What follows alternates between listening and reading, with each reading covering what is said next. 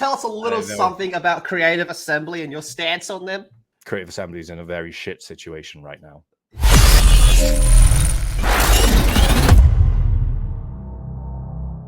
Creative Assembly started off as making some of the best real-time tactics games in the world.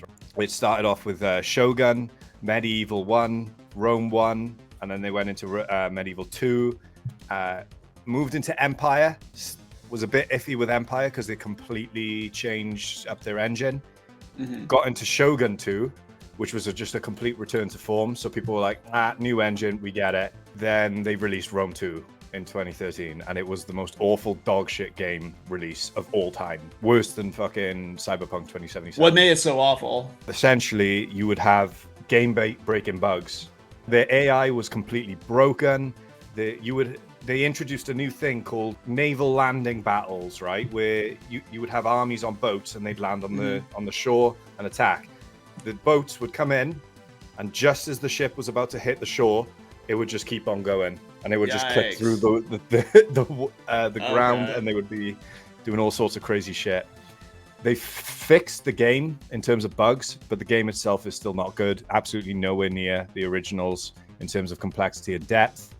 And then they released Warhammer, which, you know, people are like, Warhammer! It's a cool IP, but it shouldn't have been the complete end-all be-all forgiveness for them. And then every other game that's released since the Warhammer trilogy has been worth a shit. Okay. Where does that bring us to with a game called Hyenas? Oh, yes. So, because the Warhammer games were selling well in terms of like DLC and stuff like that, they were owned under the company Sega. Sega was like, look, you're popular. You're probably one of our biggest profit turnovers right now. Yeah. We're investing 70 to 100 million in you to create a super game. This is how they announced it. A 10-year-long super game, which was going to be a first-person shooter called Hyenas. The gameplay released, and it looked like Fortnite meets Marauders, extraction shooter games, and it was awful. And it's been shit-canned. So Sega's biggest investment ever for like $100 million has just gone down the drain. And Creative Assembly is in a very shit situation right now. Well, this might be the first time they've actually addressed it. So Sega says that Creative Assembly will return to genres it knows best after Hyenas cancellation. It's implied the studio's focus will return to its offline RTS games, the ones which you said have gone to fucking shit. Okay, first of all, RTS, go fuck yourself, Chris Scullion. It's RTT, right? There's a difference. And then the other thing is like, what they know best. They know fuck all. The original team is gone that worked on the Rome, Medieval 2, the fucking heights of the series. Now they've released Total War Pharaoh, the Egyptian-themed one, right? It currently sits at 300 players. It was the worst selling game of the entire series. They have Troy, which sits at like 400 players. All of the historical games outside of Warhammer now have been abandoned because the historical RTT fans recognize it's crap. This series is crap. And the only people who have any staying power are the Warhammer people because they don't know any better and they're just like, big monsters, Warhammer! So if they release any other game outside of fucking Warhammer, it's going to flop. I am adamant on that. Well, let's get through this because then I have something that's really going to set you off. I immediately in that image, I thought Harley Quinn. I thought that was a knockoff Harley Quinn as soon as I saw this. Oh, it looks better than the Suicide Squad Kill the Justice League. Yes. Okay, Sega has said that Creative Assembly will go back to working on genres it knows best following its decision to cancel Hyenas. So the Japanese publisher announced in September it was cancelling the multiplayer shooter and some announced titles under development in Europe following at least 6 years of development on the project. 6 years they put into this just to say put it in the bin. The problem is, like you said, 6 years. There are people on the team that spent 6 years of their life to then get fucked off. And I know some people will say, well, they got paid, but the problem is that is a 6 year gap in their fucking in their resume.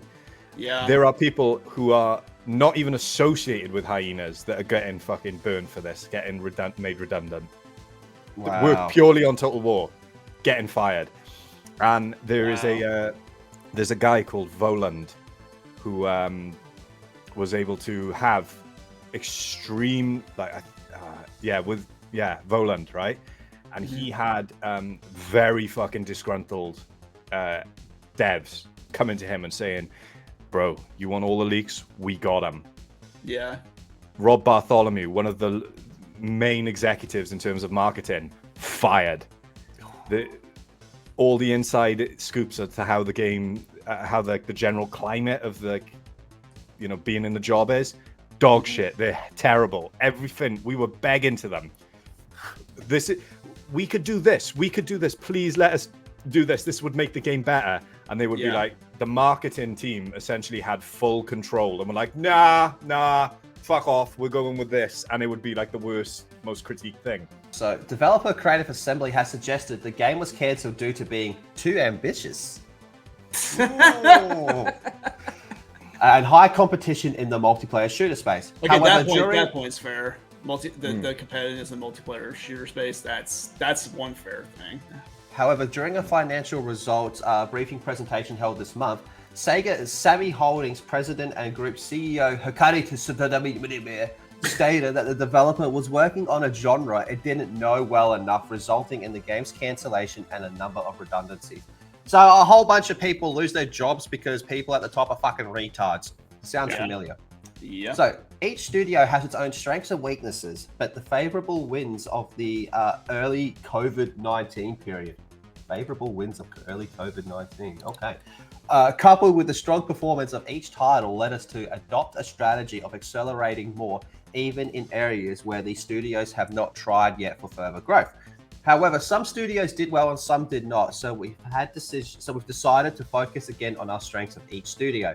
To put simply, Creative Assembly was good at offline games in the RTS genre, but they took on a challenge of developing Hyenas, an online game in the FPS genre. However, although the game itself was good, we decided to No. Oh man, we decided to cancel the development of Hyenas because we did not think it would reach a quality that would satisfy users when we considered whether we could really operate this as a competitive online game for a long period of time.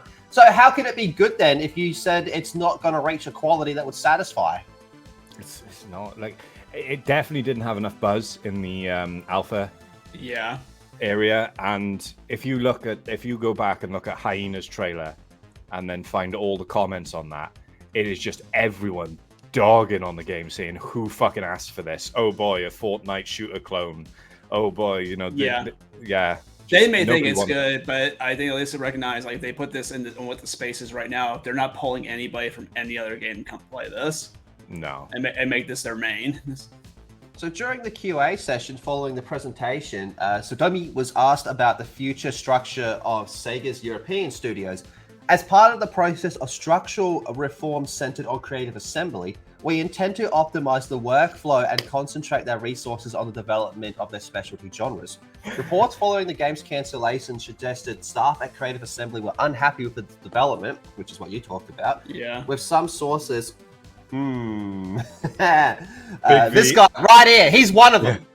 Claiming that a lack of direction, disruptive engine change, and an overly cautious design contributed to its downfall. Overly cautious design. What does that even mean? I have no. It's just words. It's just words, man. So that source, he is absolutely referencing Voland there. I've watched all the videos. Voland is the man to give the inside scoops. He was the one to not leak, but there was a leaked mood video that showed there was like a bunch of like copyrighted material of movies and stuff that some guy had like put together to give the idea of what the mood is and all that. So he definitely had like legit sources to be able to know when it was going to get posted and then repost it himself. But that last paragraph is funny as fuck to me, because it's like as part of the structural reform centered on creative assembly. We intend to optimize the workflow and all that. So yeah, the one just above it, as part of the process of structural reform centered on creative assembly, right? Rob's fired. It's been a huge controversy, and people are like, "No, you're bullshitting. You're pulling that out of your asshole," and all the Total War fanboys are fucking reeing. That tells me Rob's fired. A structural reform of the entire company. Yeah. And Now, Rob was like a huge name and all that in it. two things about this one, okay? First of all, where's Alien Isolation 2? Not happening. I saw Trey comment about this, that Alien Isolation 2 did not pull enough numbers. They wanted to do a sequel, but they were just like, nah, not profitable. Yeah, I remember years ago when that game came out, and like sources like retarded sites like IGN gave it a really bad review, and I just don't fucking get it, man, because like I love the Alien franchise, and I think Isolation's one of the best things about that whole franchise. It's probably the best game in the whole franchise. Yeah. And to see it not sell well enough to get a sequel is fucking disgusting, man. And the weird thing to me is they're talking about, trying to branch out and try all these different things. Why don't they go back to that one idea that was completely different from their niche, that was actually good, and give that another swing and go, all right, well, watch this, motherfucker. We'll make one that you just can't say is bad. Now, with that, this is the part that I really wanted Nazma to talk about. Mm-hmm. So, Nazma, are you familiar with Creative Assembly YouTube channels? Yes. With people based around Creative Assembly or Creative Assembly itself? Based around. Both. Yeah, based. Take your poison. Yep. Yeah. I know a few of them. Why? What's up? What are they doing? How are they responding to this news? Are they spinning this in a positive light? Because you believe that Creative Assembly channels, people that make content on Creative Assembly games, for the most part, are like a huge chunk of the problem with Creative Assembly. Yeah. So what'll happen is Creative Assembly basically set up a massive shilling operation where YouTubers, they would get them early with the partnership creator program or whatever. And it turns out that this thing is just essentially, you scratch my back, I'll give you early access stuff. That's it. That's the fucking program, right? Sounds familiar. Yeah. Shill for me, and I'll give you early access, which gives you views. That's the only point. They have no. It turns out like one of the biggest ones, Legend of Total War, has no. He found out he had no input in the game. He is one of the more knowledgeable guys. He's been playing for decades now, and he found out that all his input would be like, bin. Wow. Put in the fucking bin. So a lot of people, Pixelated Apollo, Legend of Total War, and Sunjetsu, and Voland, obviously. Those four are the main ones that have just gone, fuck the program, that were in the program. The rest just toe the line. That's all they do, is toe the line. So, of course, I haven't seen any talking about this specific thing, but what they'll do is they'll go, guys, this means Medieval 3. Everyone get hyped for Medieval 3. Medieval 3 will make you come and shit yourself at the same time, because Medieval 3 is Medieval 3.